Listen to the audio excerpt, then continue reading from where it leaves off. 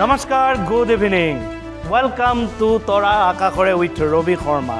আজি আমি আমন্ত্ৰণ কৰি আনিছোঁ এজন বিশিষ্ট অভিনেতা, আপোনালোক সকলোৰে মৰমৰ, সকলোৰে চিনাকি আৰু মোৰ বেছিকৈ আপোন, মোৰ লগত অনবৰতে থাকে দীপজ্যোতি কেওট। দীপজ্যোতি কেওটক স্বাগতম জনালোঁ আমাৰ অনুষ্ঠানলৈ। দীপ এইফালৰ পৰা ওলাবি বুলি ভাবি আছোঁ। সেইফালে কি চাই আছে আপুনি? ইমান গুণ বখান দিছে, মানুহে কিবা ডাঙৰ মানুহে আহিছে বুলি ভাবিব। ইয়াতে বহোনে? বহ। থেংক ইউ আমন্ত্ৰণ ৰক্ষা কৰি অহাৰ বাবে। খালি যিজনে আমাক মাতিলে তেখেতে নাই দে। দিয়ক, শ্ব'টো আৰম্ভ কৰিছে, কৈ যাওক কিবা। আহিব লাগিব, মানুহজনে নাই নহয়। ক'ত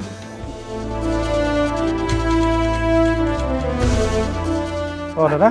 দাদা ভালে আছোঁ? দুয়োকে শ্ব'লৈ স্বাগতম জনাইছোঁ। বৰ ভাল লাগিল আমন্ত্ৰণ ৰক্ষা কৰি অহাৰ বাবে। আচলতে মই স্পষ্টবাদী মানুহ বুলি জানো, সেইকাৰণে কওঁ, মানে কৈ দিওঁ, যিহেতু দুয়োটাকে ভাইটি বুলি ভাবোঁ। কিবা বেয়া পালে নেকি আপুনি? আৰম্ভণিটো নাই মোক আৰম্ভ কৰিব দিলে। নাই বেলেগ কিবা টেনশ্যন হৈ আছে?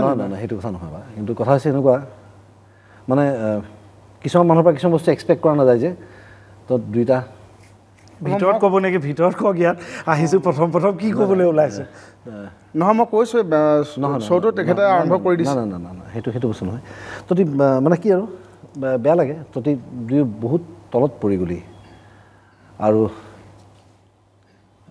ইটো ইয়ে বাৰু, তই যে আৰু তলত পৰি গৈছ। নহয়, ময়ো বেয়া পাইছোঁ এইষাৰ কথা কওঁতে, কিন্তু ক'বলগীয়া হৈছে, উপায় নাই। দাদা কিবা চা, কানেকশ্যনটো ৰাখিব লাগে। তহঁত দুয়ো মোৰ ফোন বুকৰ লিষ্টত বহুত তলত পৰি গৈছ।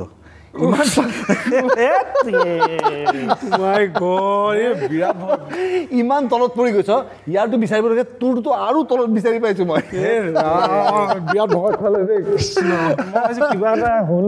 Welcome to my show'. Thank you দাদা। মই আটাইকে ক'ব বিচাৰিছোঁ যে এই দুজন মানুহক মই চিনাকি কৰাই দিয়া কোনো প্ৰয়োজন নাই। দুইজনৰ নাম দুটাই বিখ্যাত, স্বনামধন্য দুজন অভিনেতা আৰু মোৰ বিৰাট প্ৰিয় দুজন অভিনেতা।